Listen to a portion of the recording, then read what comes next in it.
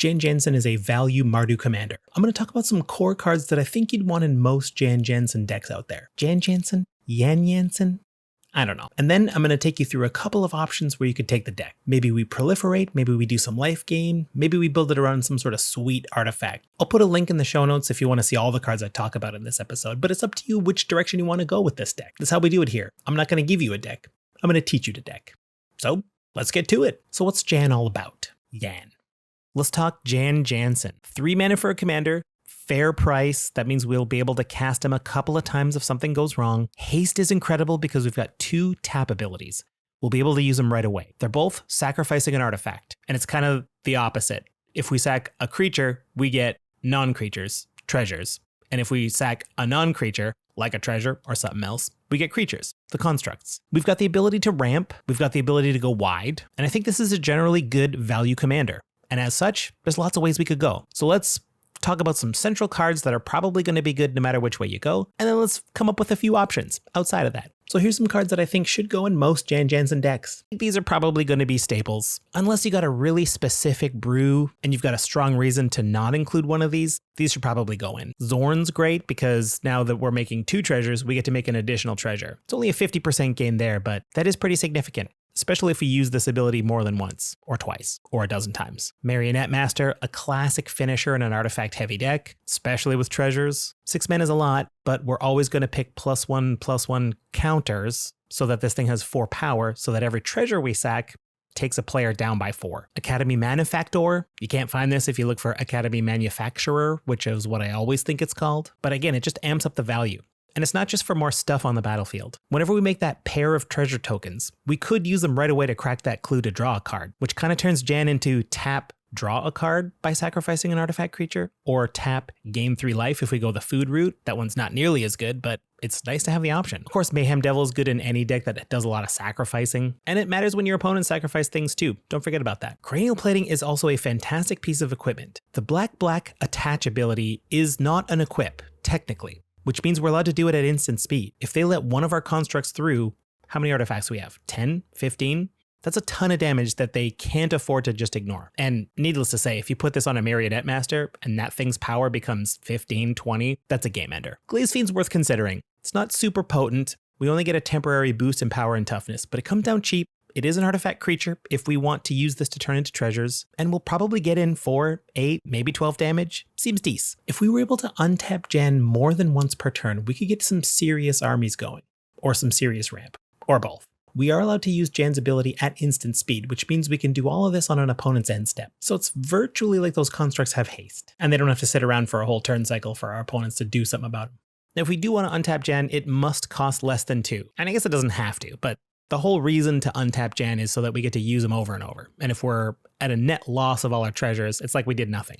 You know what I mean? 1,000-year elixir, great. Cost 3, pay 1 to untap Jan. Mage Right Stone comes down even cheaper, same cost. It is much more expensive though. It's a $10 card. Patriarch's Seal, same deal. This is a mana rock as well, so we get to add mana, and I think if you got room for one of these 3 mana rocks with upside, this is a strong one. And there's a whole bunch of instants that untap a creature, like Jeru's Resolve. I won't go over all of them, but if you want to do some sort of casting spell storm version of the deck, this is the way to go. Personally, I like my effects to be permanents. That is a little bit limiting. It is far easier to untap artifacts than it is to untap creatures, at least in these colors. So let's consider making Jan an artifact so we can untap him directly. Now that Jan's an artifact, there's a lot more ways to untap him. We got stuff like Voltaic Key or Manifold Key, which are essentially the same card to untap an artifact. They can also untap those 1,000-year elixir type things if we don't have a way to turn Jan into an artifact at the moment. So we get double duty that way. But then we just got to get something like Liquimetal Coating or Liquimetal Torque, any of the Liquimetal things. Now Jan's an artifact, so now we can untap him and just go ham. Other ways to make Jan into an artifact include the newly printed Captain Rex Nebula. Didn't expect to find something like this in Unfinity, but for 3 mana, we've got a once per turn trigger at the beginning of combat to turn something into a vehicle artifact specifically. So now Jan's a vehicle. I don't plan on ever using the ability to attack and do the crash land kind of business, but we can untap him now. And then I gotta think about Clock of Omens. Can we go infinite with this? Jan makes 2 things. We tap those 2 untapped artifacts we just made, and we untap the target artifact, which is Jan. Now Jan can sack one of those things he just made to make 2 more of the other kind of thing. So we're going up 1 at a time, and everything's coming in tapped. We don't get to use the treasures because we've had to tap them to use Clock of Omens. So, okay, so this is a kind of infinity, but we don't really get to do anything with it. We would need something like a Reckless Fireweaver to do that damage. Pair these up, and that is a kill. And of course, Marionette Master, if I haven't mentioned that card enough. And there's probably a million other ways to go at this point. So here's another branch you might want to take this kind of deck. Artifacts and charge counters go hand in hand, and that means proliferate. If we are planning on proliferating, we definitely have to pay attention to the mana base. I think anytime you're doing proliferate and you've got things like charge counters, you have to look at stuff like this. Throne of Geth is perfect. It's a repeatable way to do it. We have to sack an artifact, which we're planning on doing anyway. We were able to make a ton of them. And not to mention, if this is piggybacked on all those untap abilities, we'll be able to proliferate many times in one turn. And then of course you want any mana rock that puts counters on it as mana. Things like Everflowing Chalice, we can charge that up and get a ton of mana that way. Astral Cornucopia, same deal. Mage Ring Network is another land that does that as well because we're allowed to remove any number of counters at a time. And there's a bunch of artifacts too, like Gemstone Array or Crystalline Crawler. We gotta make sure we don't remove the last one, but they become mana batteries. And then Chiron Toy, if you're on a very strict budget, costs 3 to cast, 1 and tap to put a charge counter on it, so 4 to get that first counter. And then for tap, we could remove as many as we want to add X plus 1 colorless mana to our mana pool. Chiron Toy has to be untapped, but it's another way to store a bunch of counters that turn into mana. It's 45 cents. And if we're all set up to do all this proliferating, what are we going to proliferate? And then if we are doing things like charge counters, what are we putting them on? Besides creatures with +1/+1 counters, there's stuff like this too. Transmogrifying Wand. Only sorcery speed, but unlimited counters means one thing a turn's getting turned into a yak. Or an ox, whatever. It's a 2/4 that does nothing. Magistrate Scepter, on the other hand, is a more spicy version. I'll leave you and your meta to decide how you feel about extra turns, because you can go infinite with this thing. Even something like Geist Flame Reservoir. If we're going this route and we're planning on untapping, I definitely would use more of those white instants to untap Jan so that we can get the first counters on and even more counters quicker. And this one's repeatable. It doesn't sacrifice itself. Door of Destinies, although I said I wasn't thinking about +1/+1 counters, this one's indirect, because this gets charge counters every time we cast a spell of the chosen type. I probably want to pick Construct, so I'm probably going to want basic constructs like your Solemn Simulacrum and the like, because now all those little 1/1s that Jan is making are getting a massive power toughness boost. Even Sphinx Bone Wand if we're back to the instants and sorceries. We don't have to build this up by casting the instants. We just got to cast 1, build it up with Proliferate, and then every instant does like, what, 15, 20 damage? Takes a little while to get to that point, but it's a serious artifact, does some serious damage. And Dragonspark Reactor, it's similar to that Reservoir, only this one builds itself up on its own. We will have a ton of artifacts entering the battlefield. We do have to pay a lot to sacrifice it, but hopefully with all those mana batteries, we should have no trouble keeping 4 aside. So here's another way we could go with a Jan Jansen deck. And it's kind of all inspired by one particular artifact. It's got a lot of potential.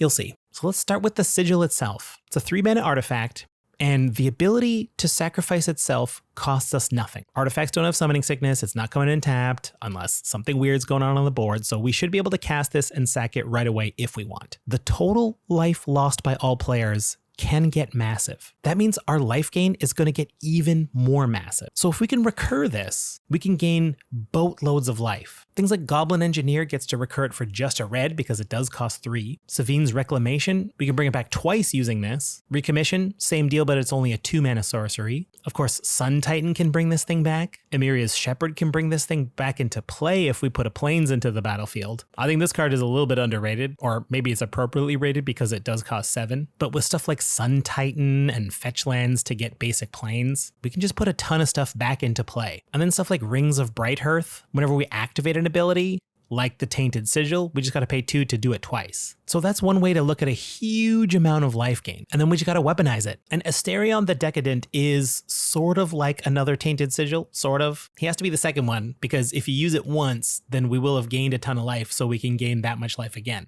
Or if we did a bunch of damage to our opponents, that doubling that damage with Asterion could mean their death as well. This card seems very strong to me. I'm going to admit I've never had it on the battlefield myself, but the potential is there. Sometimes it's hard to resist brewing a deck around a specific piece that doesn't get to be in the command zone, like the Tainted Sigil. But if you like more of a fun, casual meta, a little bit of time to pull crazy stuff like this off, this is probably going to work fine for you. When you've got a special artifact or something fancy you want to get out of the deck that you kind of built around, you need tutors. And the good, cheap, all-inclusive ones, cheap in mana, are expensive in real life. But there's some with restrictions, and as long as your deck plays into those restrictions automatically, it's like they're not restrictions. Kuldotha Forge Master, under $10, we will certainly have 3 artifacts to sack to get whatever we want straight onto the battlefield, like that Tainted Sigil. Or if we've already got that, maybe the Aetherflux Reservoir to 50 everybody. Wishcloth Talisman is only a couple of bucks, and we do get to sacrifice it with Jan before it transfers ownership. We get to use it once, and nobody else should. And this is something we can bring back with Sun Titan too. Get another use out of it. I think Eternity Vessel is very interesting when we're talking about Lifegain. You gotta really work for it, but it feels great when you really work hard in a deck to do something crazy and it works. I'm into it. You pay 6, you set your life total. That's the charge counters. I mean, if we are doing Proliferate as well, we can bump that up. But let's say that we set our life total at a massive amount because of those Tainted Sigils. Now, whenever we play a land, we get to bump our life back to that amount of charge counters, which kind of means we can pay life at no cost. I think we gotta make room for Bolas's Citadel in that case. Even if we don't have the Eternity Vessel thing going, we'll be able to generate a ton of life with that Tainted Sigil thing. And something like Erebos Bleakhearted, every time we're sacking those construct creatures, we get to pay a couple of life and draw some cards. Plague of Vermin becomes very interesting. You keep repeating the process until no one pays life. And at the end, a million rats come into play. So I can afford to pay a ton. Do you want to pay some to match it? And you get to start with a low bid, because if someone confidently doesn't bid, you know they're holding a wrath. So you're like, okay, fine, I won't bid a lot more. Or I will, and I'll just set my life back with Eternity Vessel. I don't care. Treasonous Ogre is a way to pay life to get mana. I think this is the strongest use for a bunch of surplus of life. And then I gotta mention something like Evra Halcyon Witness. We can exchange our life total with Evra's power. So our life total is massive. We pay 4. Now our life total becomes 4, but Evra's power becomes massive. Evra has lifelink. So if we can somehow get that life back, now we have a ton of life and Evra has a ton of power. Or again, that Eternity Vessel thing. We just play a land and set it back up. So here's another angle to take the deck, and this one goes in a totally different direction than the last, more casual one. It may not be CEDH, but it's not for every meta. Special shout out to Chiefy from the Discord for bringing this one up. If you do want in on the Discord and these brews, head on over to patreon.com/commandersbrew. You can find out how. This one's centered around a specific artifact that does happen to be on the reserve list. So you either have to have $70 kicking around you got nothing to do with, or you've got a Sharpie and a basic plains. Proxy. You'll know if your group's okay with this by now. I wouldn't recommend this to just go to an LGS with play with strangers. But Null Rod. Think about it. No one gets to activate any abilities of artifacts. That shuts down mana rocks, that shuts down treasures, that shuts down clues. And you might be thinking, why would we do this in a Jansen deck? That shuts down our stuff too, doesn't it? Yes, it does. But that's the beauty. We still get to use our stuff even though it has no abilities. That's the whole point. You build a deck that gets to use these artifacts without their normal abilities. They just become artifacts to sacrifice for things. We can run Olivia's Attendants to just generate a ton of them. Blood Vial Purveyor becomes very intriguing at that point, because now the drawback of giving your opponents blood every time they cast spells becomes an advantage. I mean, maybe they have a way to sack artifacts as well, but they can't use them as blood. And this thing will become a huge flying trample thing. Maybe we run Megatog. We've got to find a way to give this thing trample, and we can't do it with artifacts because don't forget, we won't be able to equip them. That's another thing that Null Rod shuts down. But +3/+3 for each artifact sounds very big to me. It also seems fun to be crawling over all those useless artifacts that your opponents have, not doing nothing for them. So there you go. There's a Jansen deck, some of the core, and a couple directions to go. And I always think it's perfectly reasonable to take a little bit from every direction. Maybe it's not a focused Proliferate deck, but we got a little bit of that in there. It's a way to make a deck feel new every time you play it. Thanks for watching to here all the way to the end. I do appreciate it. A like and a subscribe would be much appreciated. As I said, all the links are in the show notes. If you want to buy cards, go through that TCG player link. And if you want to help the show more directly, go to patreon.com/commandersbrew. Find out all the other perks you can get over there. And until next time, you keep being you. World's a better place for it. See you next time. Undoubtedly, it's because Brothers War came out, but there's been a lot of artifact-heavy decks lately. If you feel like checking something out that doesn't use a lot of artifacts, I think this one's pretty neat.